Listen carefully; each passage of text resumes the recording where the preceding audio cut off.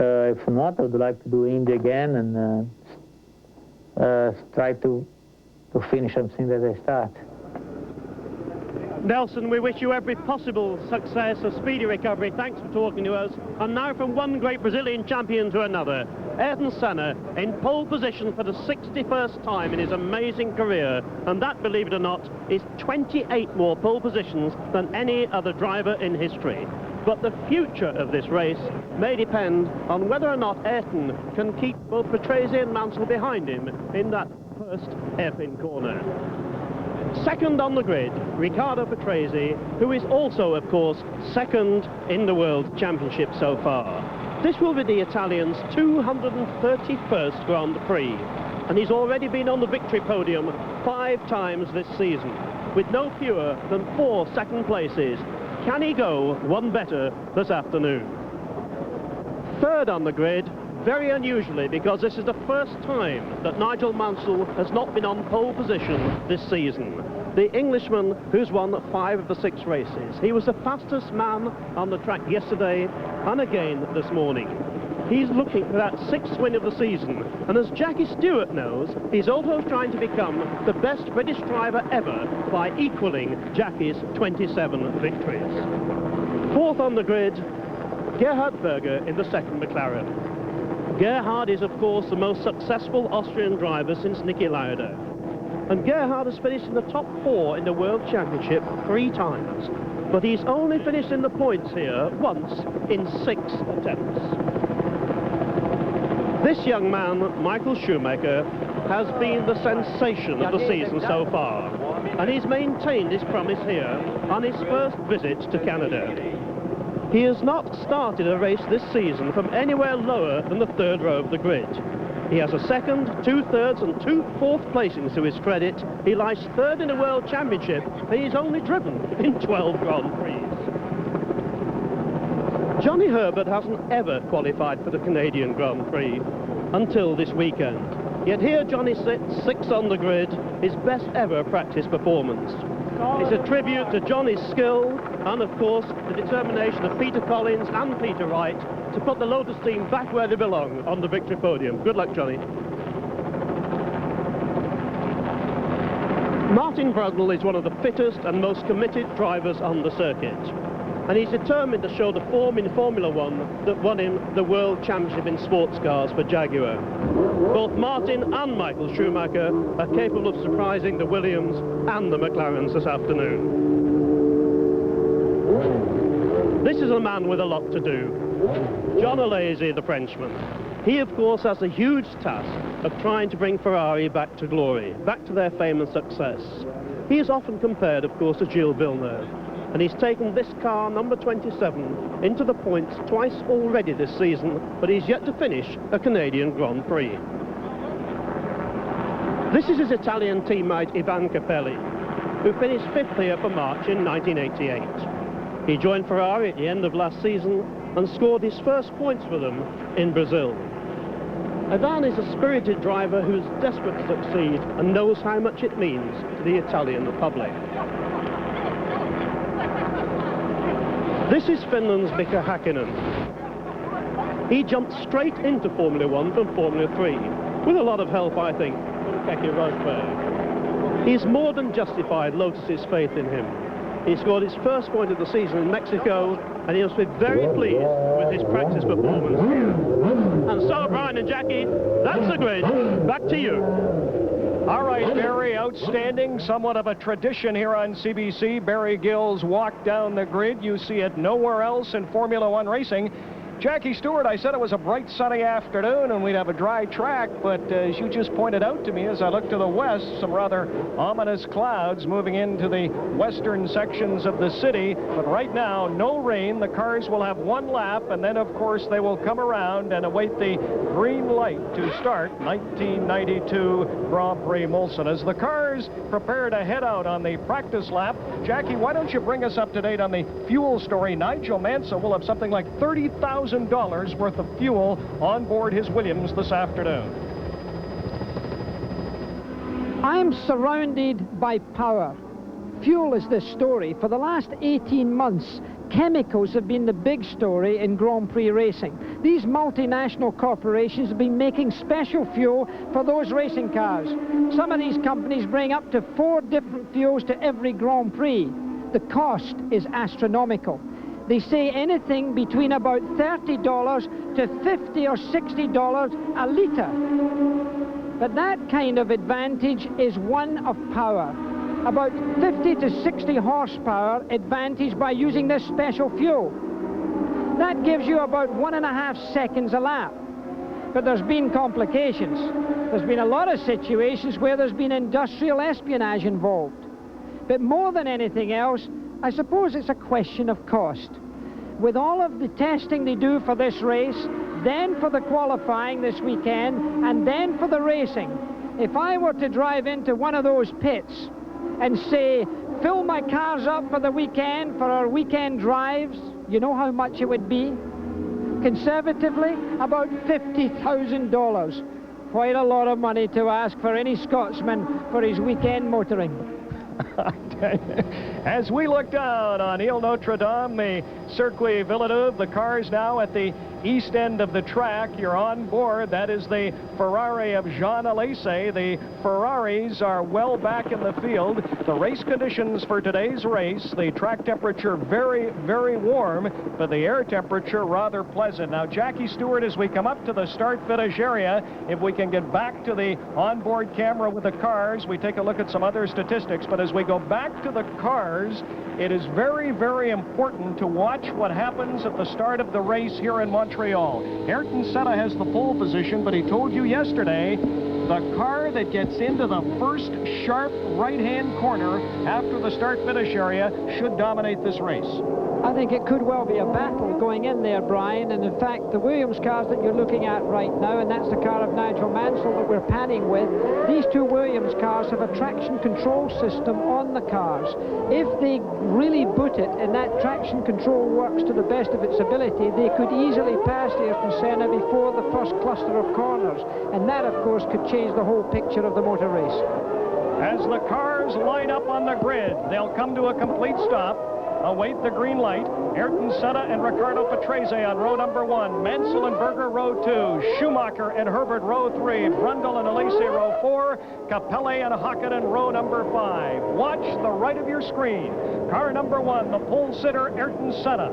On the left of your screen, Riccardo Patrese. Go back to row number 2, the right side of your screen. That is Nigel Mansell. Watch Mansell and Patrese start to break away as soon as we get the green light. The green light will appear on the left-hand side of your screen where you see the image now. When the red light comes on, that would be between 4 and 7 seconds before the green light is shown. It's a right-left combination, then a sharp right turn. The car leading through the sharp right turn should have the advantage. We're underway in Montreal. And through the first corner, look at Nigel Mansell. Mansell tries to come up but cannot catch Ayrton Senna. Mansell has moved ahead of Riccardo Patrese. Through turn number 1, it is Senna, Mansell, Patrese, and Gerhard Berger. A tremendous start. You talked about that traction starting as they now go down the north side of Ile Notre Dame. Nigel Mansell and Riccardo Patrese all over the pole sitter and defending world champion Ayrton Senna. You're going to see the potential now of Nigel Mansell really running a semi-kamikaze effort to get past Ayrton Senna before Senna settles down to a rhythm. And Nigel Mansell, of course, is a very aggressive driver. He's going to be trying to do that. Keep in mind, on the other hand, that Senna himself is a cool character and well used. One of the cars already being pushed off. It's a Fond Metal car, one of the Italian team cars, and there Mansell tucked in but not close enough at this point. Patrese's dropped back a little bit, then comes up Berger. Very interesting as they go into that corner. You can see Berger's hounding Patrese. That was the Fond Metal Ford of Gabriele Tarquini that is out of the race. Down towards the start-finish area, Ayrton Senna, Nigel Mansell, Riccardo Patrese, Gerhard Berger, and the Benetton Ford of the brilliant German Michael Schumacher. Senna will take the lead, completing lap number 1 through the start-finish area. Comes the McLaren Honda of Ayrton Senna. All over Senna now is Nigel Mansell. Senna, Mansell, Patrese, Berger, and Schumacher, the top 4 after the first lap here in Montreal. Very clean start, no heroics in the first cluster of corners, which I might have expected, particularly in the midfield. Senna is holding a fairly comfortable lead at the present time. Nigel catching him slightly there. Nigel's not going to want him to get away very hard. Here we see a replay of the start, and look at the start there. Nigel Mansell coming through between his teammate and Senna. Not enough room on the outside to get through. He wisely tucked in behind Senna. Ayrton Senna with 34 career victories. It's interesting, he's been on the pole here in Montreal twice before, Jack, in 1988 and again in 1990. He won this race both those years, so again, he is the pole sitter in 1992. As we prepare to complete the second lap in this Grand Prix Molson 1992, let me run down the top 10. It's Ayrton Senna, followed by Mansell, Patrese, Berger, Schumacher, Brundle, Herbert for Lotus, Hakkinen, Alesi. The top Ferrari is running 9th, Wendlinger in the number 10 position, and the other Ferrari of Ivan Capelli is running in the number 11 position. As they come through the start-finish area to complete the second lap, Jackie Stewart, a tough race course to pass on. Yes, but they're clustering up a little well now. It's getting a little tighter. It's very interesting to see that Senna's leading there, so it's Honda, then Renault, then Ford. An amazing cluster of cars, and look how tight they're coming together there. The performance here of the front group, you could almost say that Senna certainly is not taking any big advantage, and he's making small errors of judgment, very small in some parts of the circuit, that are being eaten up by Mansell in other parts. It's not unusual for a racing car to work in one section of the track and then having a slight deficit in another. Senna, however, is still considered, I think, by all of the people in pit lane to be the number one driver at this time in the world, and I think he knows how to set his pace very comfortably. But what a traffic jam behind. Anything could happen there. This has been an outstanding start to this race. In all the years we've been in Montreal, I believe this is our 9th, Jackie, I have never seen such a close bunch up at the beginning of this race. That's the east end of Ile Notre Dame, Circuit Villeneuve, as they will now come back down, approaching the start-finish area. Your leader is Ayrton Senna, who won 2 weeks ago in Monte Carlo after Nigel Mansell, who's running second, was forced out with a rear axle problem. He came back on. The Venturi's in a bit of trouble. Mansell came back on in Monte Carlo to make a valiant run, but Monte Carlo, like Montreal, a tough course to pass on. Ayrton Senna, Nigel Mansell, Patrese, Berger, Schumacher, and Brundle down through the start-finish area to complete lap number 3. The characteristics of the racing cars, as I said, are different from one part of the track to the other, but Schumacher is hounding right now the McLaren there of Berger, Schumacher and Brundle, and we see one of the incidents that took place at the east end of the circuit there. 2 cars of the same team destroying one of their front wings. Absolutely. Those are the 2 Lamborghinis of Bertrand Gachot and Yukio Katayama. So the Lamborghini's in big trouble as we look at car number 19. That is Schumacher from Germany running 5th for Benetton Ford. The advantage that the Benetton Ford has in the opening laps is that this car works better on full tanks. A loaded car in the Benetton is a better handling car than a light car. So what you saw in qualifying times of the Benetton perhaps don't show up quite what you see on the track now, because every car with a lot of added weight handles a little bit like a pregnant elephant in comparison to when it's agile in the gymnasium. So this extra weight, in fact, is helping the Benetton Fords right now. McLaren in the person of Ayrton Senna leading. McLaren, the all-time leader in victories in Canada with 6. We're now on board with Michael Schumacher. Schumacher as he pursues Gerhard Berger. Down through the start-finish area comes the Benetton Ford. There it is right there. The car now in the center of your screen. Schumacher, an outstanding year for the 23-year-old from Germany. I was saying as we go back on board with Schumacher, he's now trying to move up on Berger, who's running 4th. Very young driver at 23 years of age, has an incredible maturity for his years. I would have expected him to make more errors in this year. I was expecting him to write off 3 or 4 cars. In fact, he's done a couple of them. But in fact, he's been racing very well for a man with such little experience. Nowadays, it is absolutely essential to be a karter, to go go-kart racing at a very young age. He's been doing that, as was said earlier in the show with the interview with Barry Gill. There you see him getting his hands on the steering wheel as you look now at Nigel Mansell. car that has brought him so much success this year, 5 victories and 1 second out of 6 races. He's got more patience now, Brian, than he used to have. He's now got the pace of Senna. He's not going to let Senna get very far, I don't think, but now is not the time to be making the wild moves. He's got to conserve his tyres. He's got to conserve his brakes a little bit. This circuit's very hard on brakes, so this is not the time to be carrying out any tough maneuvers. And as we look at Mansell pursuing Senna, Nigel Mansell lost about 10 pounds. He's moved to Florida. They say not only mentally is he better, but physically he's in the best shape of his career. As Rundle in the second Benetton got a tire on the dirt coming into the start-finish area. But Mansell has really improved his conditioning in the off-season. His attitude also is much better. Last year you wouldn't have seen him at the racetrack on a Friday or a Saturday late afternoon. He would have been on the golf course. This year he's at the racetrack. He's given this 100% this year, and I think he thought he had to one day win the World Championship. If he was going to do that, he would have to give it 100%. That's what he's doing. I think he's capable of doing it. I think this race today you're going to see more going on than just this follow my leader routine. It's interesting, after practice on Friday, Mansell told you the Honda's got more get up and go, more power on this racetrack. A lot of people thought maybe Mansell was playing games. You weren't so sure. Well, I think the Renault team have done a very good job. They've given them extra power. Nigel is a little bit sensitive about that. He always seems to feel that everyone's getting something slightly better than him. I'm not sure that's necessarily a bad thing. It gives him a slight feeling of insecurity, and therefore by such he has to try harder, and there's nothing wrong with that, but it seems to be a little bit of a phobia with him. I don't think there is a big advantage right now, although the Williams run not as much wing normally as the McLarens. The suggestion was last year the McLaren was working so much wing and therefore giving so much downforce they could afford to do that because the Honda engine was giving an excess of power. So really Nigel felt that that was the case developing now.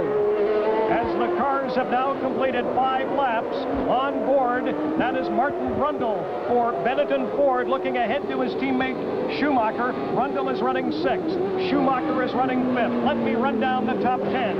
It's Senna, Mansell, Patrese, Berger, Schumacher, Brundle, young Johnny Herbert for Lotus, Hakkinen, Alesi for Ferrari, and Wendlinger running in the number 10 position. Live coverage of the 1992 Grand Prix Mulsanne will continue on Sports Weekend right after this.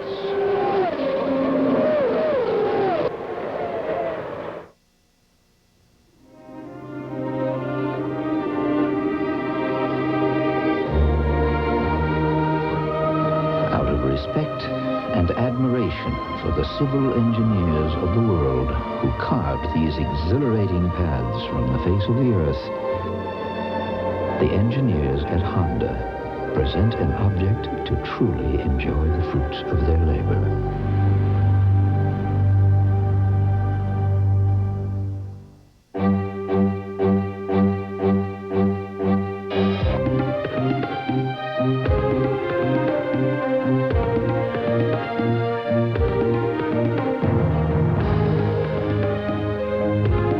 If you're looking for a name in electronics that works as hard and plays as hard as you,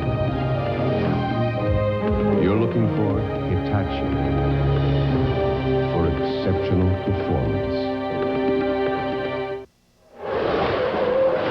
With Jackie Stewart and Barry Gill, I'm Brian Williams. Welcome back live to Montreal as we complete 8 out of 69 laps. The 1992 Grand Prix Mulsanne. Patrese is car number 6, running 3rd, followed by Berger, Schumacher, and Brundle for Benetton, and then Johnny Herbert for Lotus. There is the race leader, Ayrton Senna.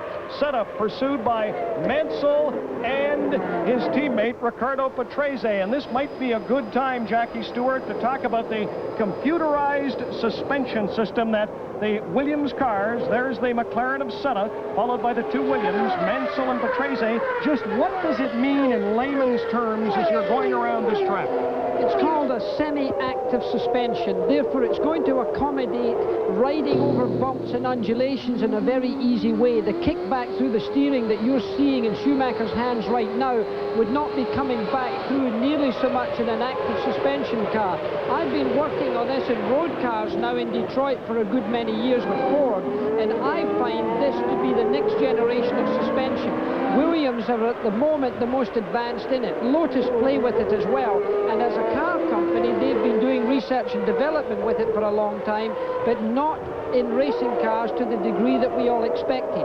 What it does do is eliminate traditional suspension in the old way. When you go over a bump, an active suspension car will ride over that bump without the passenger or the vehicle feeling the bump. It is cushioned out by the movement of a hydraulic system. Very sophisticated, a little bit heavy, full of electronics, and therefore very complicated. But if you get it to work, it is absolutely the best thing in the world. All right, let's stay on this inboard camera. I know they want to go to Barry Gill. You see the shifting there by Michael Schumacher. They shift 38, 40 times a lap. What happens on the Williams where there is a semi-automatic?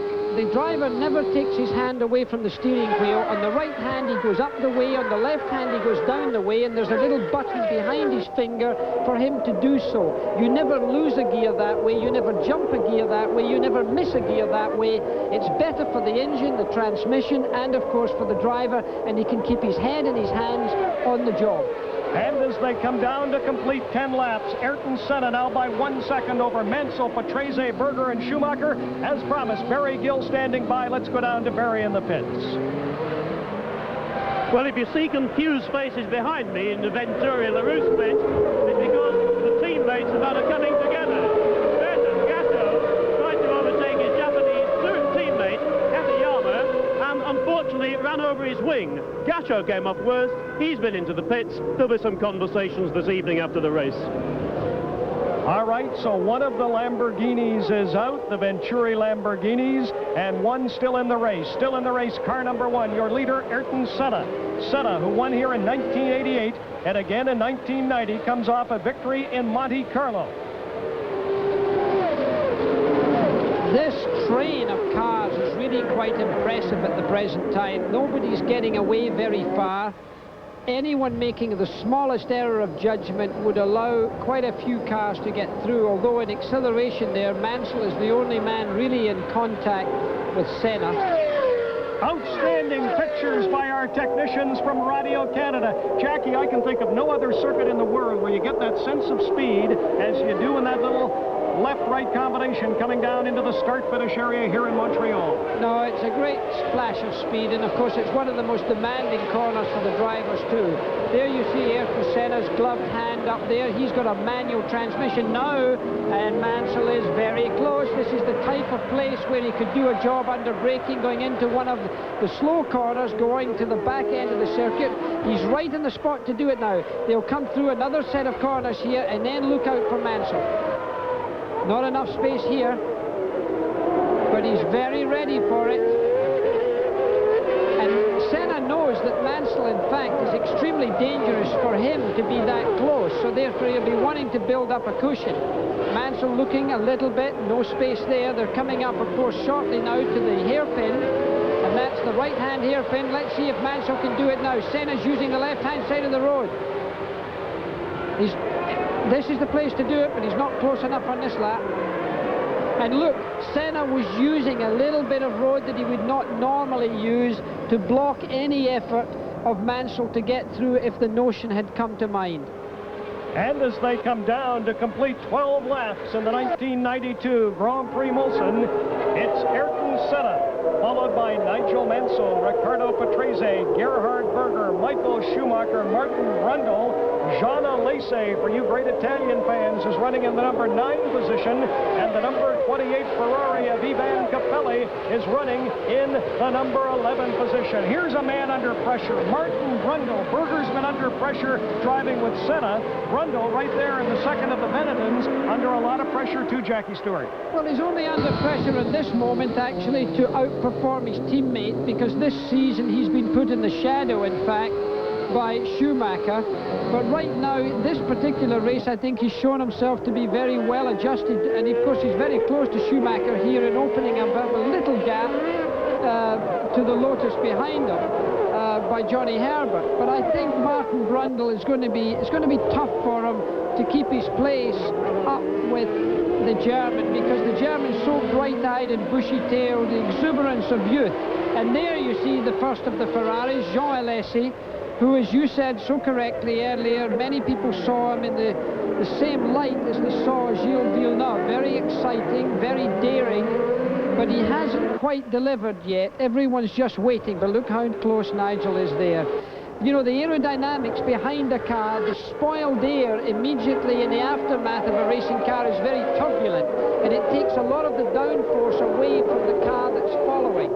So this is not such an easy thing for Nigel Mansell to be doing, staying this close. He would love to get clean air, the type of air that Ayrton Senna's getting right now, driving down those wings, these front and rear wings that you can see so clearly. Jackie, for the uninitiated, the flames and the sparks on the bottom of the cars, in particular on Ayrton Senna's that we see, absolutely nothing to worry about. No, they're skid pads, usually with titanium, to stop the car from grinding itself away. And there we've got somebody into the barrier. That looks like the young Japanese driver. It's one of the Venturis, and it's Katayama.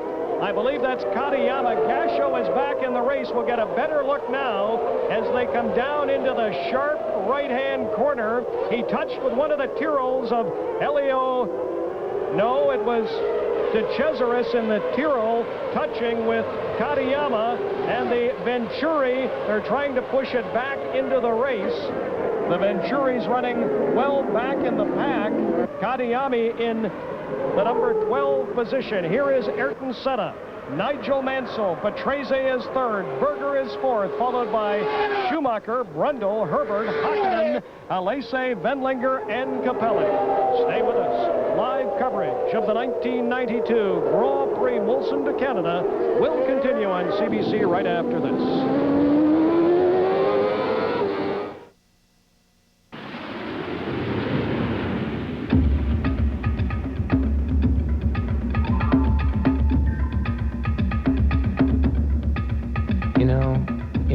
Here just a few seconds earlier, you would have got the new high-performance tires from Hankook in action.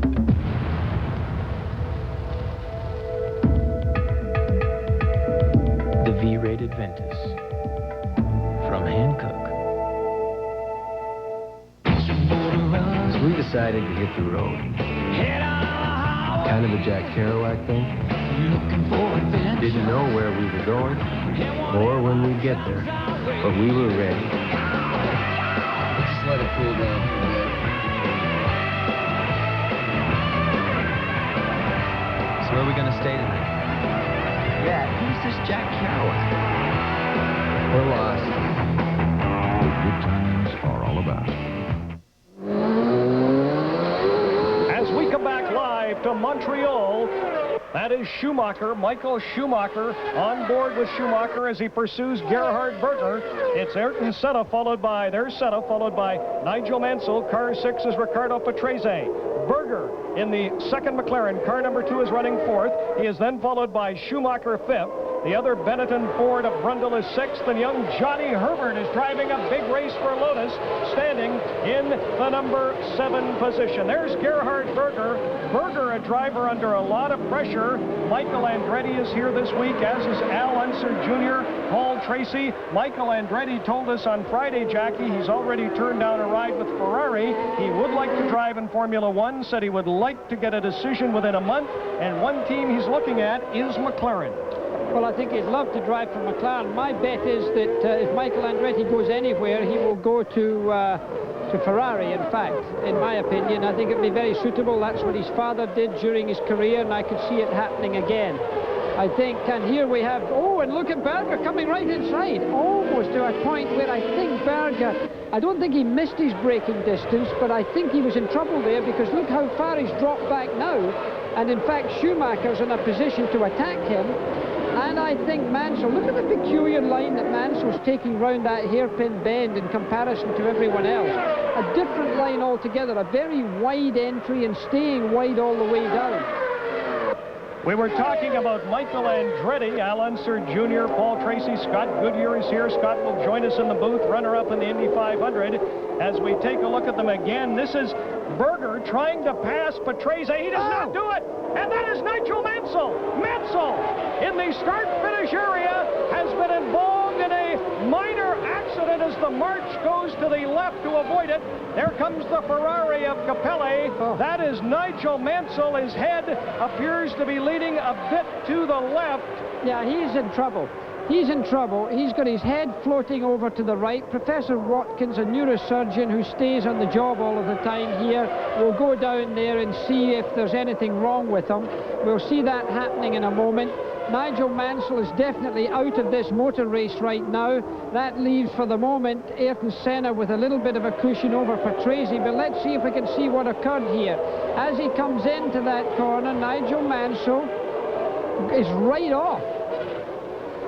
He ran right across. He had a problem. He may have run short of brakes there as he went round. I don't think he's hit his head on anything. I think his feet came up, and he's hurt his feet when he came over the curbstones, because he doesn't appear to have hit anything very solidly. I think he's been just jostled around in the car. That would be my reading of it. And now the McLarens are sitting first and second. And there's now a worker on the track attending to Nigel Mansell. We're under the yellow flag here in Montreal.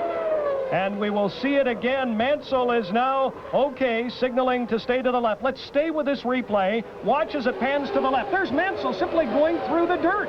Yes, something happened there. He overcooked it. He left his braking too late, or something happened to his brakes, and he went straight on. The debris you see there is the front wing. Mansell's hurt his legs a little bit. I think he's all right. Nigel, emotionally, obviously, is sometimes quite fragile after an incident of any kind. He, I think, gets very, very tight from time to time after an incident, and he, from many occasions, has required tremendous assistance medically and then has quickly recovered thereafter. And I think we're seeing the same occurring here again. He's walking back. He seems perfectly all right. I think he's rather shocked by the whole affair, but there's Barry Gill right on the scene.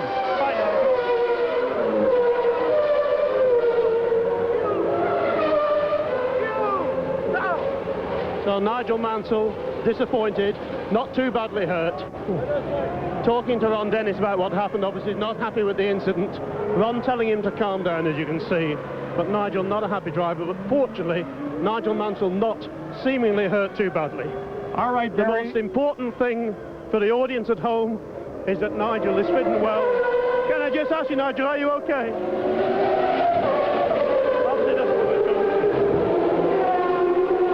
He calls himself a world champion. I hope you saw it on television, pushed me over, did he? Well, you heard what Nigel said then, that he calls himself a world champion. When he came to overtake, he pushed him over. Let's see it again, if we can get another look at it. Mansell is accusing Senna right here. There's Senna. He says Senna's behind him now, that Senna pushed him into the sand area. Mansell is very, very lucky. That car did not hit the cement walls on either side of the track. Now we're looking at Ayrton Senna, who is the race leader through 17 laps.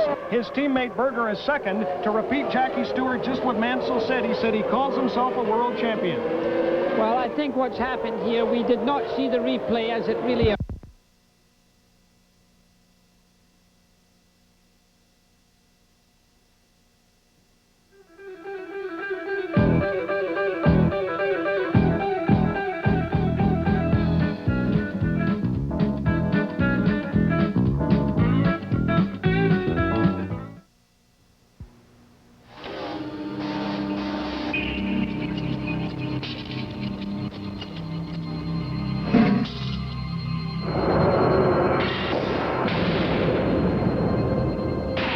While today's car has been totally re-engineered, how well do you think it would work if we hadn't engineered your motor oil to keep up with it? Castrol XLR, the oil engineered for today's cars. Look for Castrol at these and other retail outlets. We're outside one of Calgary's best-kept dining secrets, Sarah's Pierogi Hut. The real story begins inside. Relaxed, charming atmosphere. But the big draw is the authentic Ukrainian food. Sarah's is the only restaurant in Calgary specializing in homemade pierogies of various fillings. Tender cabbage rolls, delightfully delicious nalesnika, a secret source Ukrainian sausage. Listen, try it for yourself. Sarah's Pierogi Hut, the best Ukrainian food in Calgary and probably the country. 1216 Center Street, Northeast.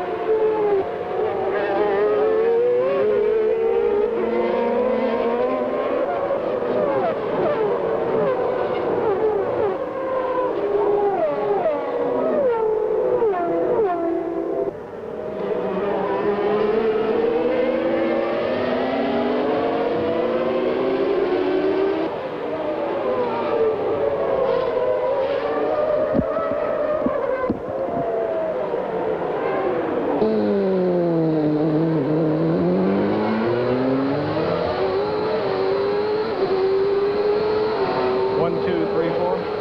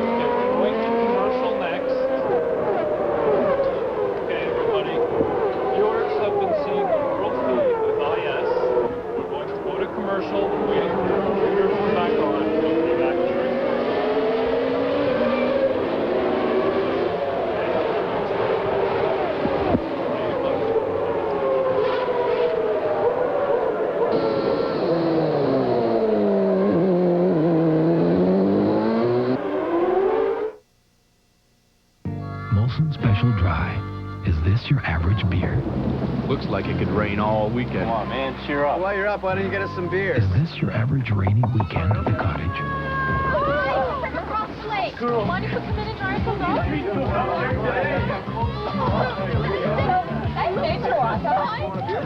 Molson Special Dry. It just could be the best beer ever brewed, anytime, anywhere. Looks like it could rain all weekend. Jeg spiller nu med Frauen, ist doch klar. Genau. Nein, lass ihn doch, vielleicht mag er keine. Naja, lass ihn doch. Helmut, steig ein. Ist das ein deutsches Auto? Nein, Acura. Presenting the 1992 Bigger. Engineering demanded that only a 5-cylinder engine would be right for this automobile. So we built it. Our latest expression of New World thinking. Ist das ein deutsches Auto? Nein. Acura. Ah, Acura. As we come back live to Montreal, now through 23 laps, it is still Ayrton Senna in first place. His teammate Gerhard Berger is second. That is Ricardo Patrese running third. Schumacher is fourth, followed by Brundle. With Jackie Stewart and Barry Gill, I'm Brian Williams. We understand we've had some technical problems, a power failure in our mobile center here in Montreal. Viewers along the network, Jackie, I understand, have been getting the pictures. Now, we lost power just after Nigel Mansell went out of the race, so it is still the McLaren of Senna leading. His teammate Berger closing in as they come down through the start for the chariot to complete the 24th out of 69 laps. There is Patrese, the lone Williams, still in the race, but let's go back and talk about Nigel Mansell and again what he had to say about Senna in case viewers missed it. Well, I think what seemed to happen on the long straight coming down to the last chicane before the pits, Nigel Mansell must have drawn alongside Ayrton Senna, and doing so, Ayrton Senna seemed to have crowded him out because Mansell went straight across through the gravel patch, and by doing so damaged the front end of his car. The car came out of the corner in a spin, came to a stop. Nigel Mansell looked like he had been into shock or even unconsciousness as he lay in the cockpit. It would seem that was not the case. He did get out of the car under his own steam. He then stomped down the pit lane, went to the team manager of the McLaren team, Ron Dennis, and gave him a real piece of his mind, if you like, passing that on hopefully to Mr. Senna.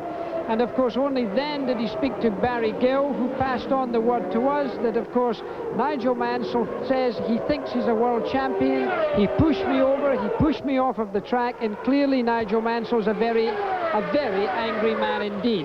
But there was no injury. He seems to be perfectly in order. The race is now settled down, but whether this locomotive of the McLaren 1-2 now can be disturbed by Patrese and the two Benetton Fords behind, that's another matter. On board on the second of the Benetton Fords, that's Martin Brundle, who is running fifth, looking ahead to his teammate Schumacher, who is fourth, trailing Senna, Berger, and Patrese. Now, also out of the race is the number 28 Ferrari of Ivan Capelli, who crashed hard into the wall and was fortunate not to be injured. And other retirements are Tarquini, Gachot, of course Mantle's out, we've just mentioned Capelli, and Leto is also out. Now, of course, the back markers that we're seeing occasionally being lapped now by the leading group. That's a question for traffic, and there you see again the Benetton Ford being driven, and here you see over the curves they go. Look at the rise there in the acceleration. A lot of opposite lock right there. That is on board with Michael Schumacher. Schumacher, who is running in the number 4 position as they come around. There's Ayrton Senna, the race leader. Senna, his teammate Patrese. There's Patrese, or his teammate Berger. There's Patrese's car owner Frank Williams in the pits. There go the two Benetton Fords, very close between the top 4 cars. There they are. Ayrton Senna, Gerhard Berger, Patrese, Schumacher, and Rundle very close between the top 5 cars as down through the start-finish area comes the race leader, Ayrton Senna. McLaren has won the Canadian Grand Prix 6 times. Denny Hulme in 1968. Peter Revson in 73 on board with Rundle. Fittipaldi in 74, James Hunt in 76, and Ayrton Senna here in Montreal in 88 and again in 1990. There is Martin Rundle just going through now. We were on board with Rundle looking ahead to his teammate Schumacher from Germany.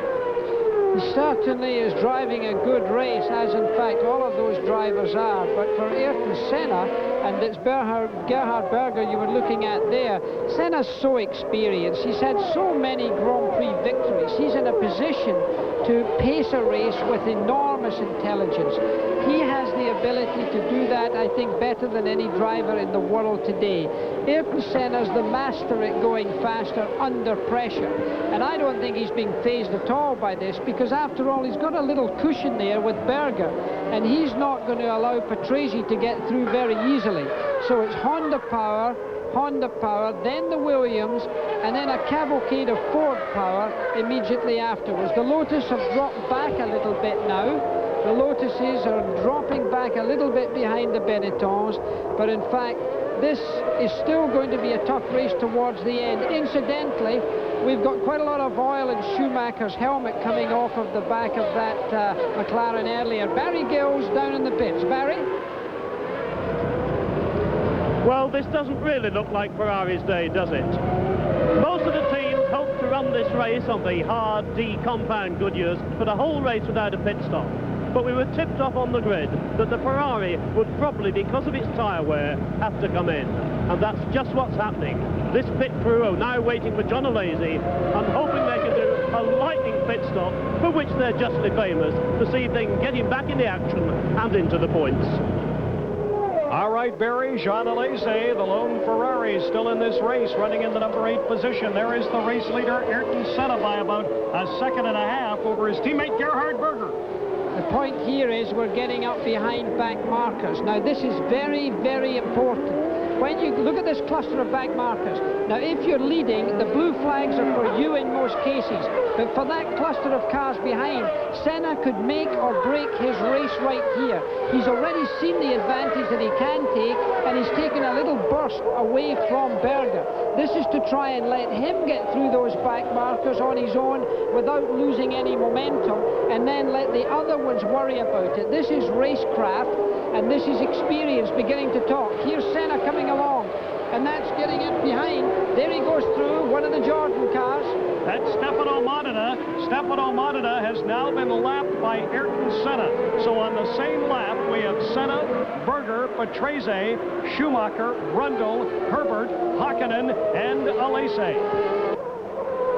And look at that. Look at that. You see Senna's getting the gap, and Berger can't find a way through. Now he's finding the way through, but it's cost him. Now the question for Patrese is for him to find the way through. Right there, car 32, that is Stefano Modena. He has been lapped by Ayrton Senna. There's Senna, and then Senna will come through, followed, there's Ayrton Senna right there, followed by Gerhard Berger, and then and Modena, who is a lap down and now causing problems for Patrese, Schumacher, and Brundle, who are running in the numbers 3, 4, and 5 positions. The leader, Patrese, now coming up on the Tyrrell of de Cesaris.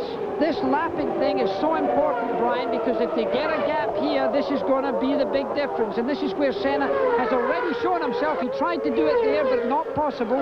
He lost his momentum there. He's got to find a way past the Tyrrell. And remember, these other guys are racing. And that is the Druya. Dallara, as now around behind the Dallara comes race leader Ayrton Senna. So Senna is about to lap J.J. Leto. Ayrton Senna the leader, followed by Berger, Patrese, Schumacher, Brundle in the number 5 position. If you are just joining us, we have completed 29 out of 69 laps here in Montreal today. Scott Goodyear, the runner-up in the Indy 500, is here. Will join us in the booth shortly. Here again, you see this traffic jam here. Try to find a piece of road that's clean. Berger's made a good job of it. He's closed up again on Ayrton Senna, so Ayrton Senna has been held up a little bit. Patrese's still the loser here, and Senna's got himself behind again. Now this is very interesting as Senna tries to make a move on the Dallara, and what's interesting is that he has just lapped de Cesaris, who is running in the number 11 position.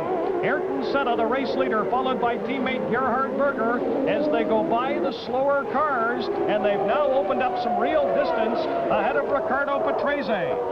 Yeah. Actually, most of the drivers have done a fairly good job at getting through there. Very good job. No contact, no great loss of ground. It can be so expensive under those circumstances. Down through the start for the area comes Ayrton Senna, followed by Gerhard Berger, who is running second. And then Schumacher, Brundle, Herbert, Hakkinen. Alesi for Ferrari is now in the number 8 position. Bedlinger and Katayama rounding out the top 10. Michele Alboreto is driving in the number 13 position.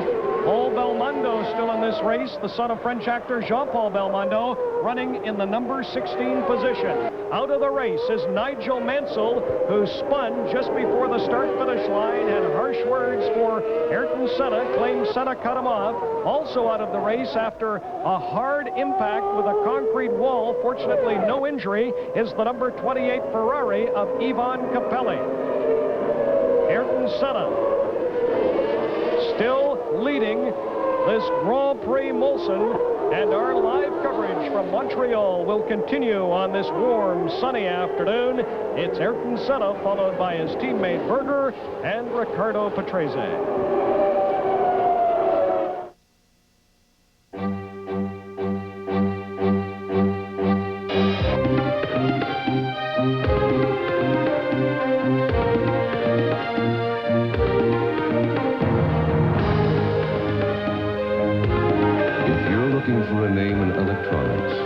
As hard and plays as hard as you. You're looking for Hitachi, for exceptional performance.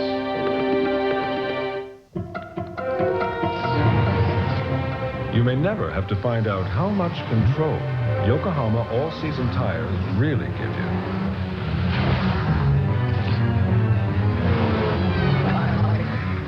But with 70 years of tire engineering excellence and long-lasting traction, it's always there if you need it, no matter what kind of car you drive.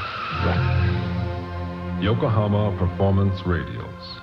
Now you've got control.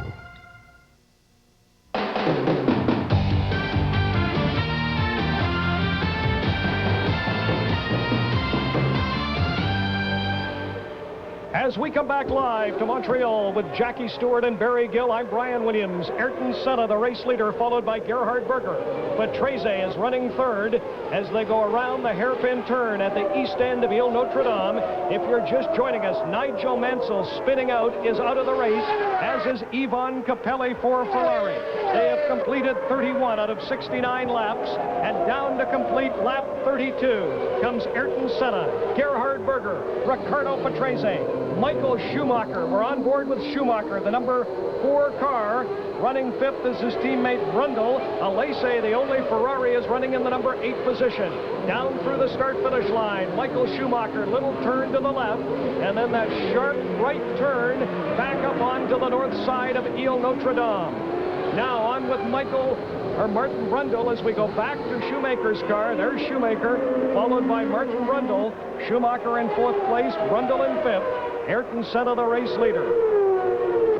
McLaren has won the Canadian Grand Prix 6 times, Ferrari on 4 occasions, Williams on 4 occasions, and Brabham 4 different times. Well, as we take a look at Schumacher and also his teammate Martin Brundle, Jackie Stewart, at the start of the show today, we saluted Gilles Villeneuve. It's been 10 years since he was killed in Belgium trying to qualify for the Belgian Grand Prix.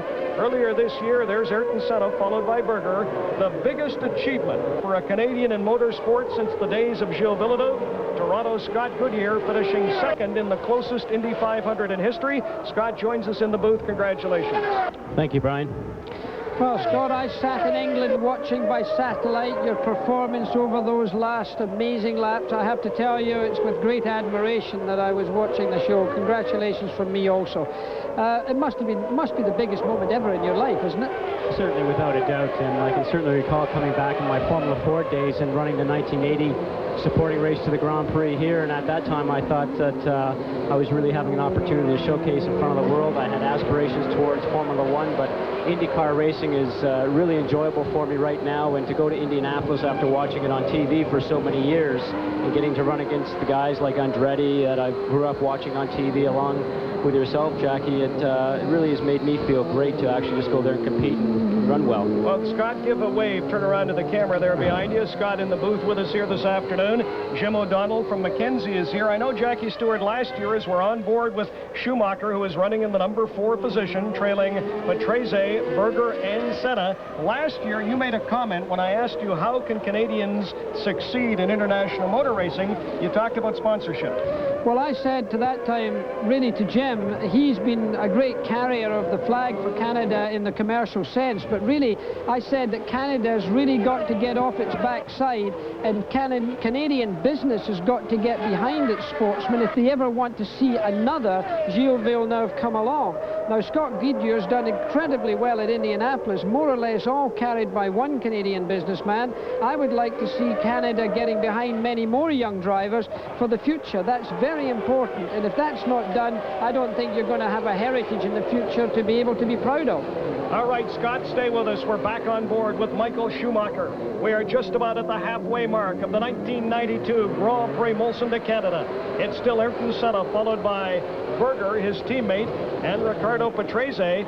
Interesting to have Scott Goodyear with us as we look at the number 24 Minardi of Morbidelli. Interesting to have Scott Goodyear with us. There is Senna, followed by Berger, because there's Patrese in 3rd. Been a lot of speculation, Scott, that Michael Andretti would go to replace either Berger or perhaps Capelli with Ferrari. You're here, Paul Tracy's here, Andretti's here with his father as Berger tries to make a move on Ayrton Senna, but does not succeed. Jackie Stewart. And that opens it up for Patrese now to make a move on Berger. He's in a position to do so. Watch this for moves. Can he do it? He hasn't tried. Berger closed the door a lot, but look how close the Benetton Fords have got. Now Schumacher, that mistake, not a mistake, but that attempt by Berger was expensive to him. It's ruined his timing just a little bit, and now he's dropped back from Senna, and the others suddenly climbed all over him. And there's Nigel Mansell, looked like he's going home with many of the British journalists, the man who wrote a book with him on the left-hand side in the pink shirt, Derek also. All right, very quickly, let's go down to Barry Gill for the latest on Nigel Mansell. Barry? Well, we have some very important news from you here in the pits. The battle between Ayrton Senna and Nigel Mansell in this Grand Prix is not over yet. Nigel Mansell, despite those damaged legs, has gone to see the stewards, he's climbed the stairs of the control tower, and he's gone to file an official complaint against Senna's driving. We'll try and keep you posted. Back to you, Brian and Jackie. All right, as we're back on board now with Michael Schumacher as he pursues Ricardo Patrese. There's the race leader, Ayrton Senna, followed by Berger, Patrese, Schumacher. Herbert is in the pits for Lotus, who was having a strong day. As we look at Johnny Herbert in the pits, the young driver for Lotus, who qualified so well. He qualified 6th, his best ever. I'm afraid the race is over today for Johnny Herbert. Now, look at this. 1, 2, 3, 4, 5. The top 5 cars after 35 laps, all within 3 or 4 seconds of each other. Scott Goodyear, we see that in IndyCar racing. We're not accustomed to seeing it in Formula One, Jackie. This is without question the closest Canadian Grand Prix I can remember.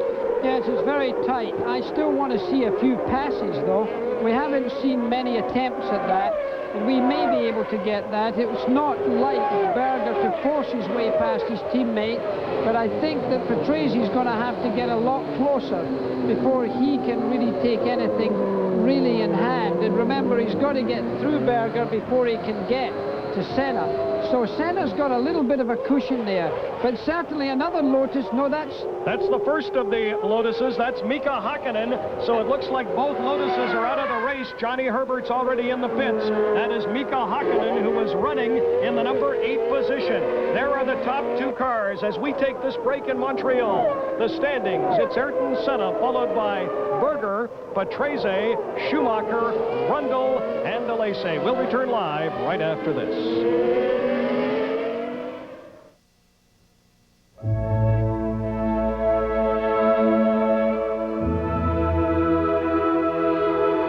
It takes millions of gallons of water a minute to turn on your lights. Yet it now requires less than 3 tablespoons of fuel per kilometer to carry you swiftly over the earth. The new Civic VX from Honda. Just think of what you can save. So we decided to hit the road. Kind of a Jack Kerouac thing. Didn't know where we were going or when we'd get there, but we were ready. Let's let it cool down for a bit. So where are we going to stay tonight? Yeah, who's this Jack Kerouac? We're lost. What good times are all about. As we return live to the Circuit Villeneuve, Ville Notre Dame in Montreal, the 1992 Grand Prix de Molson. I'm Brian Williams. Scott Goodyear, the runner-up in the Indy 500, joining Jackie Stewart and myself in the booth. Scott, a lot of drivers here. I've been talking about Michael Andretti, Paul Tracy, Al Unser Jr., yourself. How many seriously considering rides in Formula One? Ayrton Senna's out of the race. Hang on, we'll get to that in just a minute. But Ayrton Senna has just pulled off to the side. So Senna, the race leader, drops out. Mansell already out of the race, filing an official protest against Senna. Jackie Stewart, unbelievable. Well, that's motor racing. It must be a mechanical. He's talking through the radio mic in his helmet. He's talking now back to the pits to his team manager, advising them what the story is. And there, as his team Honda people, whether it's engine trouble or whether it's to do with Ron Dennis, the man you see in the center of your picture up there, looking round towards us now, he will be speaking to Ayrton Senna by radio. He knows exactly what's going on now, but of course he's still got Berger in first place. Now Berger is much more vulnerable to pressure, and here you see the situation developing from behind. You see, and there suddenly the loss of power by Ayrton Senna as the other 3 cars comfortably go through, accelerating away, and suddenly it went dead. It wasn't on an acceleration area. It was something that could have been electrical that the car suddenly cut out on. It could have been a transmission failure, but it wasn't anything hard. It wasn't suddenly a drive shaft shearing. So it was a fairly slow program, but now all of the weight is on Gerhard Berger's shoulders for Team McLaren as one of Eddie Jordan's cars come in for a wheel change, but it's a docile stop. I think it's more than tires. So the big story now is Gerhard Berger as he comes through the sharp right turn. Gerhard Berger followed by Patrese, Schumacher and Brundle in the Benettons running 3rd and 4th. Alesi in the number 27 Ferrari, Villeneuve's old number, has moved up into the number 5 position. Gerhard Berger preparing now to pass one of the Dalaras. I believe that is J.J. Lato. It is indeed, as Gerhard Berger comes down through the start-finish area. Gerhard Berger and McLaren leading 1992 Grand Prix Molson here in Montreal. You're on board with Michael Schumacher, who's running fourth, or I should say, yes, running fourth. Brundle has passed Schumacher. Schumacher is now fourth. Here's the pass, Jackie. As they come in, Schumacher got it wrong somehow or other in overtaking the other car, exactly under lapping situations. And I said earlier in this telecast, lapping other cars, particularly back markers, is a major problem and can affect dramatically the outcome of a race. Suddenly Martin Brundle forges his way through there with more momentum, finds himself now on a podium finish opportunity. Gerhard Berger under so much pressure. Let me go back to you, Scott Goodyear. There's the leader, Berger. Car 6 is Patrese. He's running second, but Scott Goodyear, we have Michael Andretti, yourself, Al Unser Jr. They're all here. I know Andretti's talking about going to Formula One as we're on board with Alesi. How serious is he? Well, I heard speculation when I first arrived this morning from Toronto that maybe he and Ferrari were going to get together, but one never knows until they make an announcement. There's always speculation. It's really the silly season. Seems like silly season starts earlier every year. I guess we'll just have to wait and see. There is Martin Brundle. Brundle going through, followed by his teammate Michael Schumacher. Brundle is third, and Schumacher is fourth, as they will try to go by the Dallara. Again, the problem is passing the slower cars. Senna and Mansell are both out of the race. Berger under a lot of pressure to preserve his ride. We're now on board with Michael Schumacher looking ahead to his teammate Martin Brundle. Brundle also has been in the shadow this year. Yes, Brundle was one car ahead there. He's now passed the slower car and he's now setting himself the sights of catching up again with his own teammate Martin Brundle, who's been searching this year to show any sort of advantage on this. His teammate, his young 23-year-old teammate, Michael Schumacher. But it seems to me that Patrese's dropped back a little bit from the McLaren, and there's our leader right now, Gerhard Berger, desperately searching for a victory. Here you see in the top end of our picture, car of Riccardo Patrese, a man who's done more Grand Prix starts than any man in the history of motorsport, 231 after today. Well, you talked about Berger searching for victory. Gerhard Berger's last victory was in Japan in 1991. He is 32 years of age, has 6 career victories, his 3rd season with McLaren. Patrese is second. You're on board with Jean Alesi, who is running in the number 5 position. The lone Ferrari left in this race. Ivan Capelli hit the wall earlier. It is Capelli. Many are speculating that Michael Andretti will replace next year. Andretti told me Friday afternoon he has already turned down Ferrari once. He wants a ride now with either Ferrari, McLaren, or possibly Williams, and he wants a decision within 1 month. Carl Haas, his team owner, is here this week, as are many of the great veterans. Niki Lauda is now advising Ferrari. Michael Schumacher from Germany, now trying to gain ground after that mistake on his teammate, Martin Brundle. You saw the Minardi of Morbidelli, car 24, re-entering the race. We've now completed 41 out of 69 laps here in Montreal. There's Ayrton Senna out of the race, the defending world champion, a winner here in 88 and 90. Started from the pole position in both of those years, as he did today. Those that are superstitious were forecasting a Senna win today. It was not to be. Senna out of the race. The race is being run under protest. Nigel Mansell filing an official complaint claiming he was cut off coming into the start-finish area by Senna. Right here, right about here, is where Berger's coming through now, followed by Mansell's teammate Patrese. It was right about there, Jackie Stewart, that Nigel Mansell spun and was out of the race, and he has filed an official protest, as Barry Gill reported, against Ayrton Senna. Well, that will have to wait to be seen by the stewards in due course, whether that protest has been officially filed. We'll have to have confirmation of that, and they, the stewards, will have jurisdiction in the short term as to what may come of that, but only time will tell. In the meantime, Gerhard Berger now has firmly on his shoulders the responsibility of this McLaren team to bring home a victory. It's both the number 2 drivers, if you look at it in that respect, who have now got to battle out the remaining part of this Grand Prix of Canada. And here we have a pit stop in the Tyrrell team for tyres. There's been a lot of speculation. That's Gruyard who's in for pits and Finn for tyres, and out he goes with fresh tyres. That will certainly give him a speed advantage. Cold racing tyres will probably give at least a second a lap advantage to any driver right now. It could well be that if Patrese feels that he's not going to catch Berger in this fashion, that he could take the gamble a little further up the road to come in for tyres. This here racetrack in Montreal, you get a very quick entrance to the pits and a very quick exit from the pits. With a 6-second pit stop, it sometimes can be considered worth stopping to get the advantage of a tyre speed factor. So the standings here in Montreal, Gerhard Berger, the race leader, followed by Patrese, Brundle, Schumacher. Alesi is now 5th. Both Senna and Mansell are out of this race.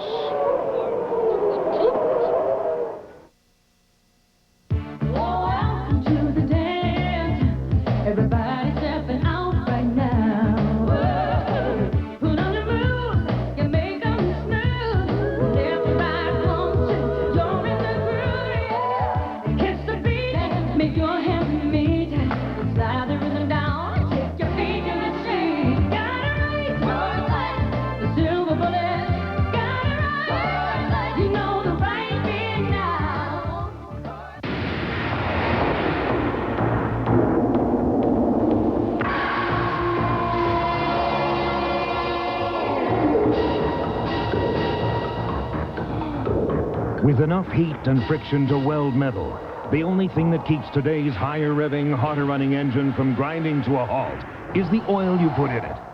Castrol XLR, the oil engineered for today's cars. Look for Castrol at these and other retail outlets. And as we come back live to Montreal, there are now 25 laps to go. Into the pits comes Patrese. Patrese, running second, has come into the pits. That means Brundle moves up to second. Schumacher is third. Behind the leader, Berger. He's got problems. He's stopping. He's given the sign. This is over. The day is over for the Williams team. His hands went up in very Italian style. You can see at this point he's getting out of his race car.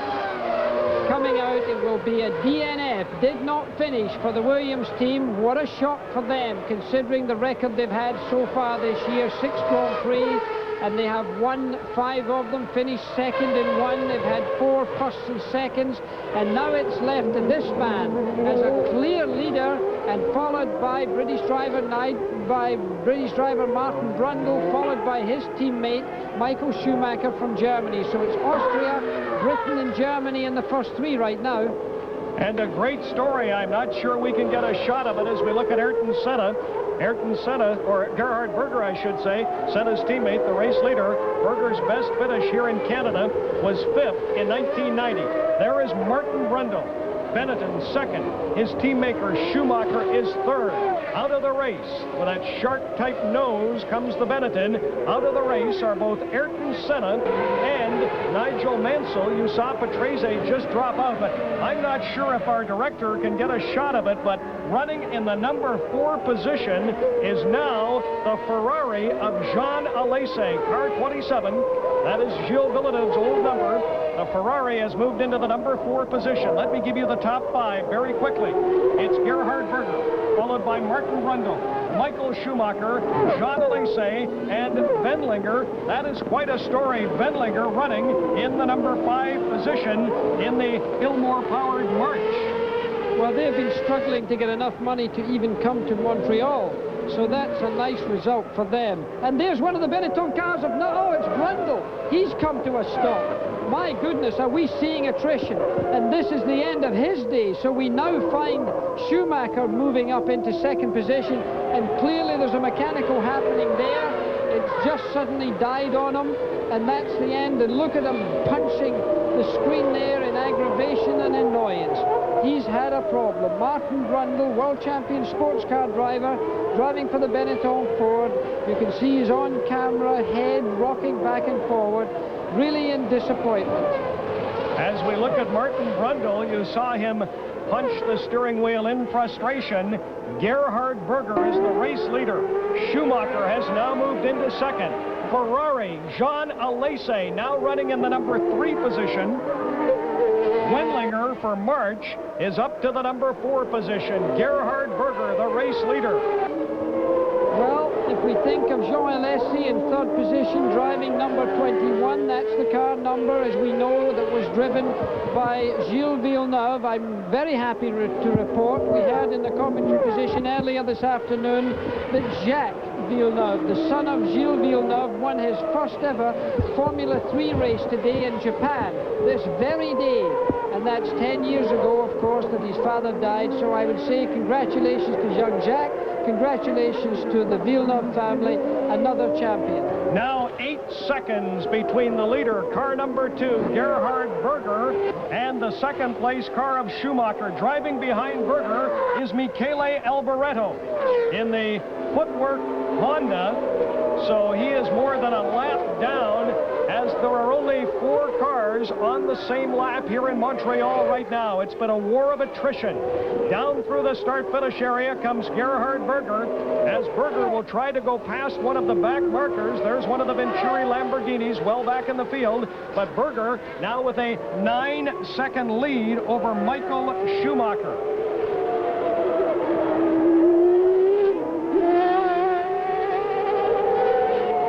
The Lamborghini of Katayama, not a factor in this race for so many laps, now moving up to the number 5 position. This is unbelievable. The Venturi Lamborghini you're looking at of Katayama, Yukio Katayama, running in the number 5 position.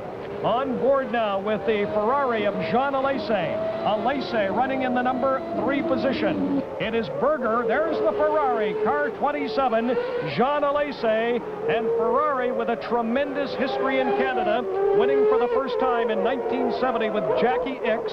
Gilles Villeneuve won here on this race course in 1978. Also here in Montreal, René Arnoux winning in 1983, and Michele Alboreto, who is driving today for the Footwork Honda team, won for Ferrari in 1985. On board with Michael Schumacher. He is running second. You can't even see the leader, Gerhard Berger.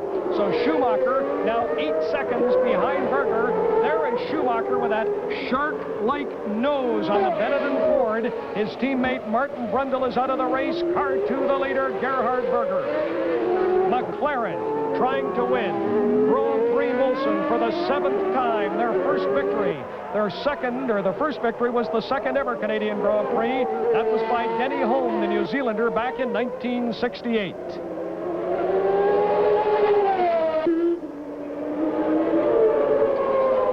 Gerhard Berger, whose best results so far this season have been a 5th at Kyalami in South Africa, 4th in both Mexico and Spain. His best ever finish here in Montreal at Grand Prix Mulsanne was a 5th in 1990.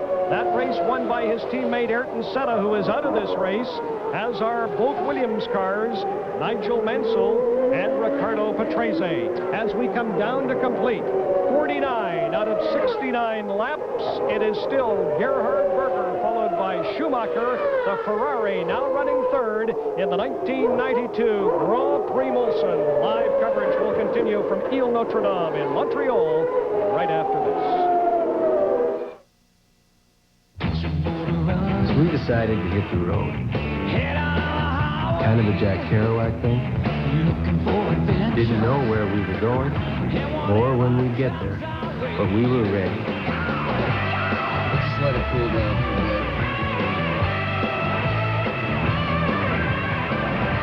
So where are we going to stay tonight? Yeah, who's this Jack Kerouac? We're lost. What good times are all about.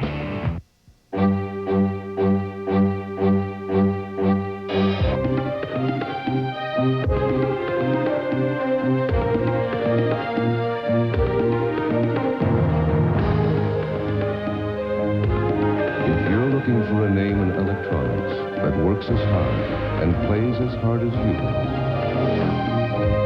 you're looking for Hitachi, for exceptional performance. back live to Montreal. That is race leader Gerhard Berger about to complete his 50th lap. This is a 69-lap race now. Jackie Stewart, for those just joining us, Senna, both Williams cars, Patrese and Mansell are out of the race.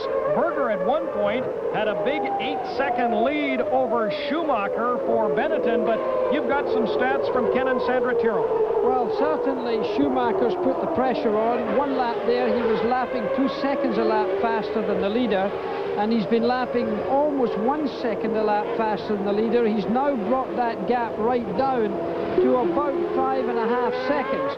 So there is a bit of fire left in Schumacher here. This race is far from being over. I've seen a lot of Canadian Grand Prix won in the last 10 or so laps because it's a very hard race on fuel, it's a very hard race on brakes, and it could be a hard race on tires. So I think we're going to see some action here from Schumacher. He's young, he's enthusiastic, bright eyes and bushy tails, and he doesn't know how to be beaten. He's so young that that enthusiasm can overcome a lot of things. Gerhard Berger about to lap car number 4. Now that is Andrea de Cesaris driving for Ken Tyrrell, and de Cesaris is standing in the number 6 position as we go back on board with Michael Schumacher, who is now within 4 seconds of Gerhard Berger. There is de Cesaris, who is running 6th for Ken Tyrrell, followed by the race leader Gerhard Berger, as Berger will try to lap the number 6 car. But the big story is Michael Schumacher is beginning to close the gap on Berger as Berger now goes by de Cesaris. De Cesaris again is running 6th. Let me run down the top 10 for you. Gerhard Berger is the race leader, followed by Michael Schumacher. Jean Alesi for Ferrari running in the number 3 position. Wendlinger is running 4th. Katayama, big surprise, in the number 5 position, driving for Venturi in the Lamborghini. De Cesaris is 6th for Ken Tyrrell. Eric Comas, driving for Ligier, is 7th. Alboreto in a Footwork Honda is running, and a former winner here for Ferrari is running 8th. Pierluigi Martini is 9th, and J.J. Leto is running for Dallara Ferrari in the number 10 position. Quickly, let's go down to Barry Gill. Well, I've just come from behind the Williams pit where Nigel Mansell, now fully dressed, is leaving the circuit with his wife. Nigel went to see the stewards. The team has not submitted an official protest. He has talked to the stewards about the incident. They are now investigating it. All right, Barry, and running 3rd right here, car number 27, Jean Alesi. There's a great story. I know the Italian fans right now chanting Forza Italia, longing for a win by Ferrari. It's been a long time, and as we look at Alesi trying to lap one of the Dallaras, the Dallara of Katayama, we should point out that there is a new president at Ferrari by the name of Luca Di Marzamolo. Now, he's a former racing official. He worked with Niki Lauda. What is the relationship there, Jackie, and what does it mean to Ferrari as we're on board with Alesi? Well, Montezemolo was the man who ran the World Cup soccer event in Rome there recently. He's an associate of Gianni Agnelli, and in fact is related to Agnelli. And Luca Montezemolo was team manager of Ferrari in the halcyon days when Niki Lauda was there. So it's that kind of organizational ability they're looking towards Montezemolo to have to bring Ferrari back to strength. Everybody thinks it's the right move. It was he who brought Niki Lauda in as an advisor, and that's why Niki Lauda is here at the Grand Prix of Canada. So Ferrari really have been suffering over these last years with poor management structure rather than the inability to make a good engine or a good chassis. It's a question of bringing everyone together to creating the best team effort, and Montezemolo is being looked as the person to do that job. This is Karl Wendlinger from Austria in the Ilmor-powered March, and Wendlinger is running in the number 4 position. It's Gerhard Berger, the leader, followed by Schumacher, Alesi, Wendlinger, who you're looking at. Running 5th is Katayama. Big surprise for Venturi with the Lamborghini engine. Running 6th is de Cesaris for Ken Tyrrell. Running 7th is Comas for Ligier. Alboreto for the Footwork Honda team is running 9th. Pierluigi Martini is running in the number 10 position, so a lot of drivers that we don't usually see on the leaderboard figuring very prominently in this Grand Prix Molson with about 16 laps to go. Ferrari's last win was in 1990. There's race leader Gerhard Berger. Berger leading Schumacher by 7 seconds. He is leading Ferrari by 28 seconds.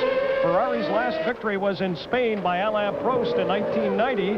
Ferrari's last win here in Canada was on this circuit by Michele Alboreto in 1985. And Alboreto is now running 8th, driving a Footwork Honda. I don't think Schumacher's going to make the impression that I expected him to make. He's dropped back now to almost 8 seconds behind Berger. I think Berger's got this race by the scruff of his neck now. I would be surprised, short of a mechanical failure or an unforeseen circumstance, if Berger is going to lose this motor race. But on the other hand, we've seen it so many times before, the hundreds of thousands of moving parts within any motor vehicle. Any one of those fragile and light parts can go wrong, and a situation can occur that could change the whole issue. That is Berger just passing Katayama in the Venturi Lamborghini. Now Katayama is running 5th, so he has been lapped for the 2nd time by Berger. There is Ayrton Senna now just making his way back to the pits. Senna's car stopped on the track, no incident. Of course, Mansell was involved in a bad spin, cut off by Senna, according to Mansell, but Senna ran out of power, it seems like hours ago, and he's now just making it back to the pits. He's obviously been watching from the far side of the track. It may be interesting for Barry Gill to look down the pits and try and find Ayrton Senna and get his opinion of the same incident, because Senna would be most likely able to speak to him about that, and hopefully Barry is hearing us now as Ayrton Senna is now making his way up in front of the pits to his own pit. So let's hope that we might be able to make contact with him. On board, Michael Schumacher as he passes Andrea De Cesaris driving for Ken Tyrrell. Schumacher is running 2nd. De Cesaris, whom he has just passed, is running in the number 6 position. Schumacher now is more than 30 seconds ahead of Alesi, so he's in a very comfortable position, although he doesn't seem to be making any ground up on Gerhard Berger, who certainly got it uneven under braking there. It could be that the front brakes gave out just a little bit. I've been saying to you that brakes are an issue, and there is Ayrton Senna giving many interviews, it would seem now, on his opinion. Whether it has been said to other people that Mansell is unhappy, I'm certain it's made a quick round of the media in these last half hour or 30 minutes, so it'll be interesting to see the reaction of Senna. There is Jean Alesi, the number 27 Ferrari, coming down across the start-finish line. On board now with Alesi, the words "Salut Gilles" written on the track by the start-finish area to salute Gilles Villeneuve. Stay with us. Live coverage of Grand Prix Molson, the 1992 edition from Montreal, will continue in just a minute. Ayrton Senna, Nigel Mansell, and Patrese all out of this race. Gianni, che sorpresa! Ciao papà, come stai? Bene. Senti, ti voglio far vedere una cosa, guarda. Cos'è? Una Ferrari? No, papà, Acura. Acura? Acura? Welcome to New World Thinking. Aluminum body, chassis, and midship engine, handcrafted. The NSX from Acura. Is this your average quiet night in? Showtime.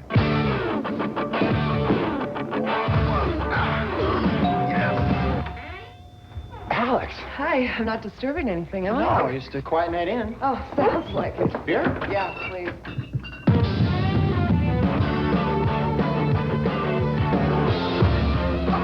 Is this your average beer? Molson Special Dry. It just could be the best beer ever brewed, anytime, anywhere.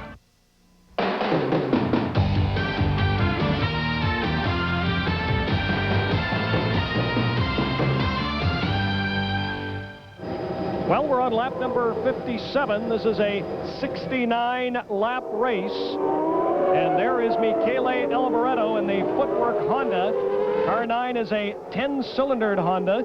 as opposed to the 12-cylinder Honda engines used by race leader Gerhard Berger and his teammate Ayrton Senna, who is out of this race. With Jackie Stewart and Barry Gill, I'm Brian Williams. It's Gerhard Berger leading Michael Schumacher. Jean Alesi for Ferrari is third. Wendlinger is fourth. Katayama is fifth. De Cesaris is sixth. Comas is seventh. And Michele Alboreto, seen here, coming into your picture now. The second of the two cars you're looking at. Alboreto is standing in the number 8 position. A winner here for Ferrari. But the big story for Ferrari today is car number 27 and Jean Alesi running third behind Berger and Schumacher. There's been very heavy attrition because there's only now 4 cars running in the same lap. So there's been quite a lot of mechanical attrition. This is a tough racetrack on cars. It's been clearly seen today. It's very warm here. It's very humid. But it's unfortunate that so many of our front runners have fallen out of this, of course, to the benefit of people like Michele Alboreto. Very charming man, has driven not only for Ferrari but Tyrrell, and now driving for a Japanese-owned Arrows team, the footwork team.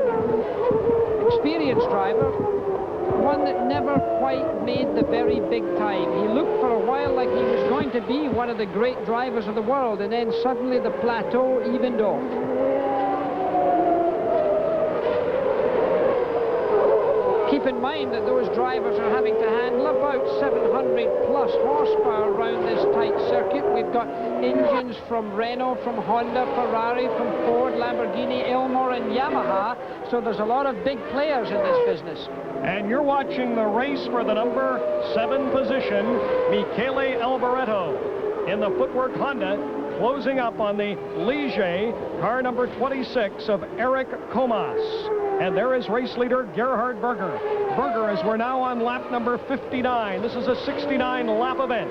Ayrton Senna, Nigel Mansell, and Riccardo Patrese all out of this race, as is the number 2 Ferrari of Ivan Capelli. Gerhard Berger now goes past Carl Wendlinger. Wendlinger is running 4th and is now 2 laps down, so only 3 cars on the same lap. This car, race leader Gerhard Berger, Michael Schumacher 7 seconds behind for Benetton, and then Jean Alesi 41 seconds behind the leader driving for Ferrari. Gerhard Berger, who was 5th here in 1990, his best ever result in Montreal, barring mechanical problems, seems a shoo-in to improve on that here today. His last victory, 1991 in Japan. He has 6 career wins, his 3rd season for McLaren. And as Gerhard Berger comes down through the start-finish area, 10 laps to go. Gerhard Berger has been under tremendous pressure. You might have been with us earlier, heard from Scott Goodyear. Goodyear is here along with Al Unser Jr. Michael Andretti confirmed to us as we're on board now with Michael Schumacher, as Schumacher tries to go by one of the back markers and does, and raises his fist, giving him the gesture, telling him in no uncertain terms what he thinks of his blocking. Jackie, mandatory for the slower cars to let a car like Schumacher go by who's running second? Problem is that some of the younger drivers and less experienced drivers are so busy driving the cars that they don't seem to pay any attention to their mirrors, and you see there that in fact he was cut right off, but it might have been Wendlinger there, I'm not quite sure. It was Wendlinger. And suddenly for Michael Schumacher, he thought he was being given that corner, and clearly Wendlinger had not been looking in his rear view mirrors. But keep in mind, the rear view mirror in a Formula One racing car is smaller than most wives' makeup mirrors. I mean, it's a very small experience, and at the same time with a great deal of vibration. So there's not a lot to see back there. The experienced drivers have plenty of time to do all of that stuff. But sometimes if you're out there in a racing car, it's like a paper hanger in a thunderstorm. There's an awful lot to do. All right, if we can stay with Michael Schumacher, tell me about this shark-type nose. It almost looks like a shark coming at you, the front of the car, and the advantage. Well, it comes from the tunnel, really, the aerodynamic wind tunnel I speak of. And most of the design of racing cars today is based on the aerodynamics, how much downforce you can create and how much penetration through the air with the least resistance. And there you see a wonderful picture of it. That's a revolutionary shape. It's a little bit like Concorde. If you see pictures of Concorde with that great snout that it has, it penetrates the air and allows the wind and air to cut through. Unlike the more traditional nose, such as the Alessi Ferrari that you're looking at right now, the Benetton Ford is much more a clean cut and therefore giving more downforce all the way done. And it was first done, incidentally, by the Tyrrell team. They were the first to introduce this new high nose that we've been speaking of. And of course, we're grateful to the Tyrrells, Ken Jr. and his wife Sandra, again with us this year in the booth, as they are at the Molson Indy in Toronto, keeping our lap charts, and they're actually ahead of the computer as we look at Jean Alesi. Jean Alesi, and now on board with Michael Schumacher. Schumacher is 9 seconds behind the leader, Berger. That is not Berger's car in front of Schumacher. He can't even see Berger. About 8 laps to go in this 69-lap race. And Michael Schumacher, in only his 13th Formula One race, his best finish was second this year in Spain. The Benetton car does not handle quite so well when it comes to a light fuel load. We've seen that in qualifying. It's a better full-tank car than it is an empty car, and that's to do with weight distribution and maybe not quite enough weight over the tires, particularly the front tires.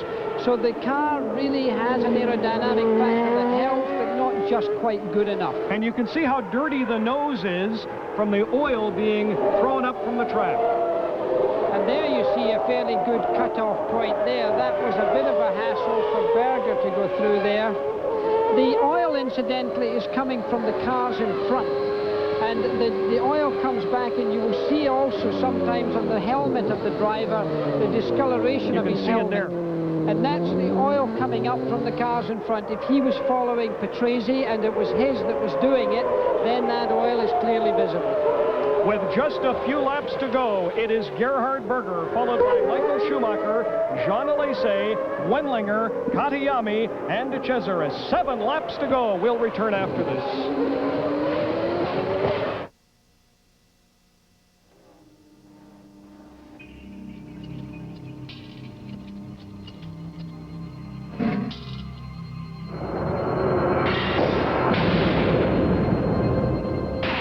While today's car has been totally re-engineered, how well do you think it would work if we hadn't engineered your motor oil to keep up with it? Castrol XLR, the oil engineered for today's cars. Look for Castrol at these and other retail outlets. If you don't like the looks of your car, shoot it. With Son of a Gun Protected from STP. If your dash looks dull, shoot it. Your seats are shot, shoot them. Your tires look flat, heck, shoot them too. Don't leave your roof a wreck. Give it some luster. Give your car high caliber protection with Son of a Gun from STP. Son of a gun, what a difference.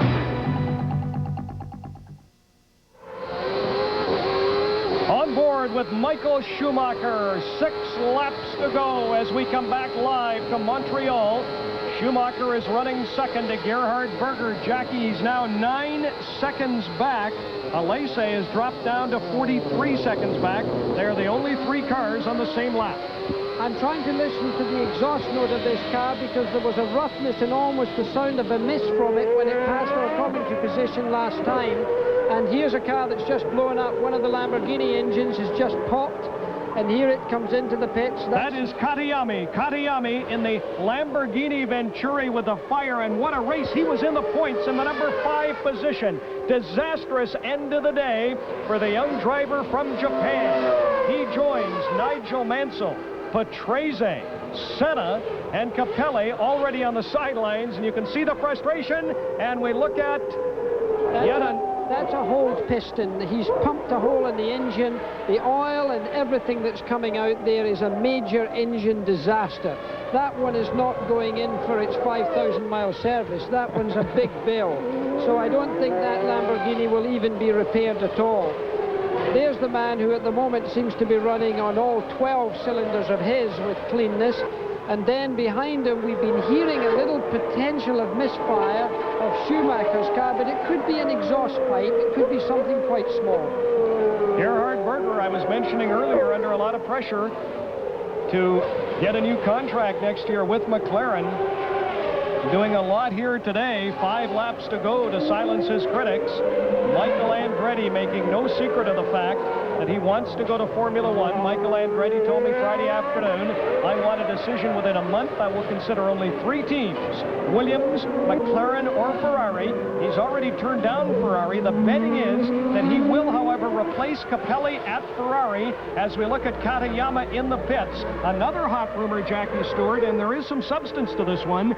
They're talking about Ayrton Senna possibly going to Ferrari to replace Jean Alesi. Now, Al Unser Jr. was here. Michael Andretti says he believes that Al Jr. wants to see Michael take a run at Formula One before he tries. Here is Michael Schumacher from Germany, only his 13th Grand Prix race.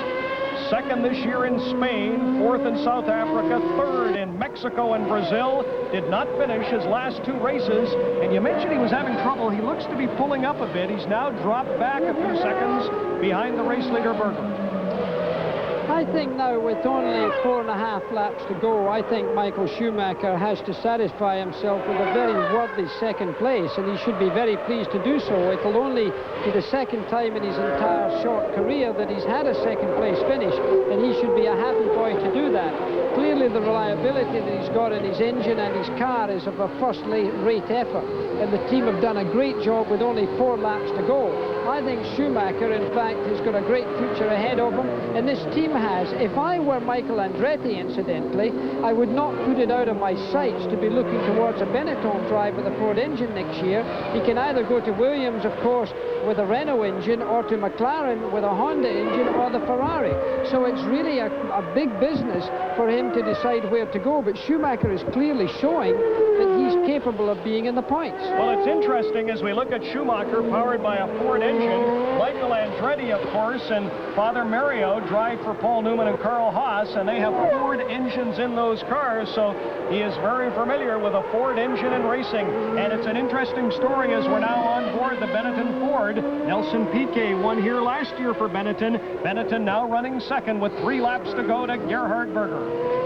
Well, here you see a lot of what's going on today. The weather has kept dry, although I have to say it's got even more overcast as we've been looking towards those last final laps. I think we're going to be okay, though. That is Karl Wendlinger from Austria coming into your picture right here, car number 16. Wendlinger is running in the number 4 position.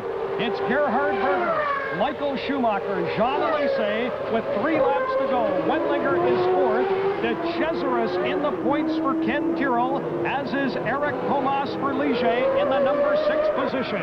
It's interesting that Wendlinger, who we're looking at there, is an Austrian driver, as is Gerhard Berger, another small country that's produced some great drivers. Finland has produced some great drivers. Scotland's produced some great drivers, as has Austria, all very small countries with very small populations. It's quite an amazing thing, but they seem to be able to do it with regularity, because in the past, of course, Niki Lauda and Jochen Rindt were also Austrians. So here has just another extension. There's Eric Comas in the Ligier, the French driver, who was successful in Formula 3000 and has graduated up to Formula 1, the ambition of every driver. And he's followed by Michele Alboreto in the Footwork Honda, the 10-cylinder Honda. Now that is Comas 6th. Only the top 6 drivers get points. Alboreto, who won here in '85 for Ferrari, is running in the number 7 position. The race leader is Gerhard Berger with 2 laps to go in Montreal. Gerhard Berger and McLaren leading Schumacher and the Benetton Ford by nearly 10 seconds. Running 3rd is Jean Alesi, some 50 seconds back. Now you're on board with Schumacher, who's 2nd. 2 laps to go as they come through the start-finish area. He can't even see Berger. Berger's that far ahead. And there you see him again in the cockpit shot. It's always very interesting to see the drivers at this stage in the race. Their wrists get tired, their necks get tired, the G-forces that they've got to suffer get up to around 4.5 Gs in cornering forces. It's no easy matter. And in that last shot we saw of Schumacher. You saw that little mirror that we were talking about. Not much to see in it. As you see the Arrows footwork car, and he's continuing to keep the pressure on because he's in 7th position, would like to get, and there's our leader, there's the man who's leading the race right now, and he's done a great job of filling in a great way for the man who dropped out, and there's young Fittipaldi. There's young Christian Fittipaldi, Emerson's nephew. He's running away from the car, he thinks it's on fire. He wants to do it himself. There are experts for that job, Christian, but he feels as if he's got to do it. He saw the flame. And as Fittipaldi works on the car, down the south side of Ile Notre Dame comes Gerhard Berger from Austria. Berger with 1 lap to go. 1 lap to go. Gerhard Berger, 1 lap to go, and he will win his 7th career race, his first ever in North America.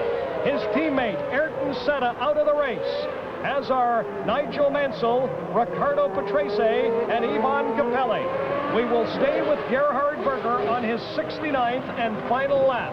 His lead over Michael Schumacher is now 11 seconds, and Jean Alesi in 3rd is now in the number 27 Ferrari, well over a minute behind Gerhard Berger. Gerhard Berger, whose last win was in Japan in 1991.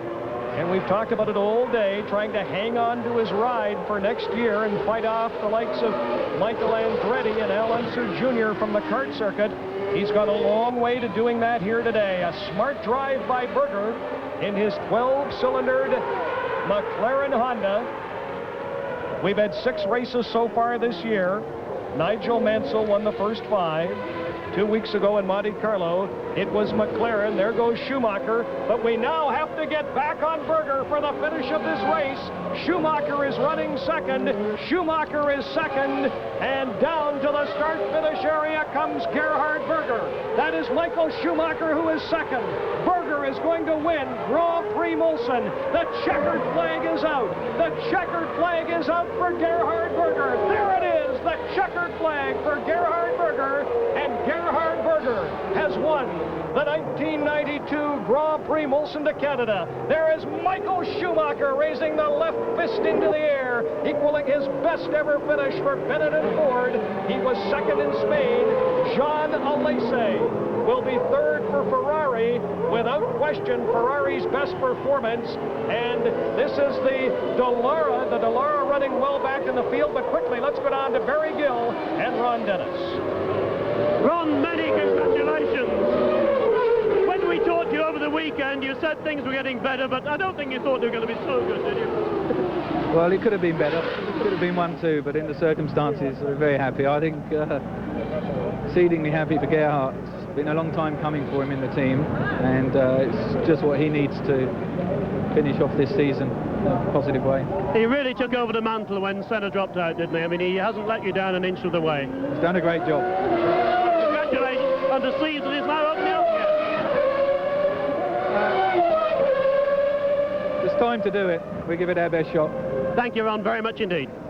Come to meet you. Well done. Well, you just saw the Ferrari cross the finish line third. That was Jean Alesi.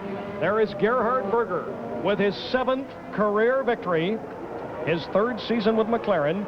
Gerhard Berger won in Japan in 1991. His results so far this year, well, he was 5th in South Africa. There's Michael Schumacher pulling up alongside, who finished 2nd. And we're on board with Michael Schumacher to his right, and they're waving to each other. Gerhard Berger, the race winner. So Gerhard Berger, 5th in South Africa, is now trailing Schumacher. They're having a little fun here. Schumacher's passed him as they take their victory lap, but it was Berger, 5th in South Africa, 4th in both Mexico and Spain, did not finish in Brazil, San Marino, or Monaco. As the 1-2 cars come around for the victory lap, and first into the pits is Gerhard Berger. It's a long time since we've had 2 German-speaking drivers finish 1st and 2nd in a Grand Prix. One from Austria and one from Germany. That's quite a thing for the German-speaking countries of the world, and they, I think, will recognize that commercially. It's very important for Germany to have a presence in Grand Prix motor racing, so I can see good things coming from this. Congratulations to Gerhard Berger and to McLaren. They have shown again that they have the capacity to do this. It was just that at the beginning of the season, it seemed impossible for them to break the spell of the Williams team.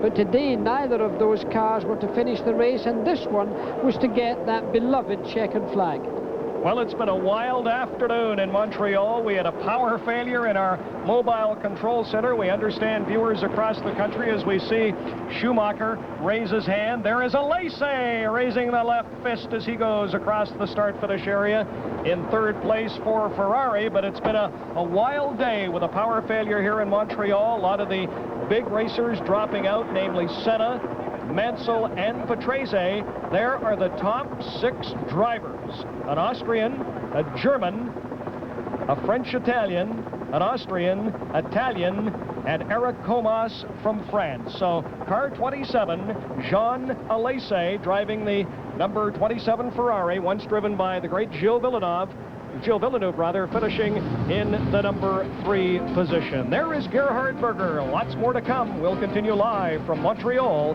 right after this.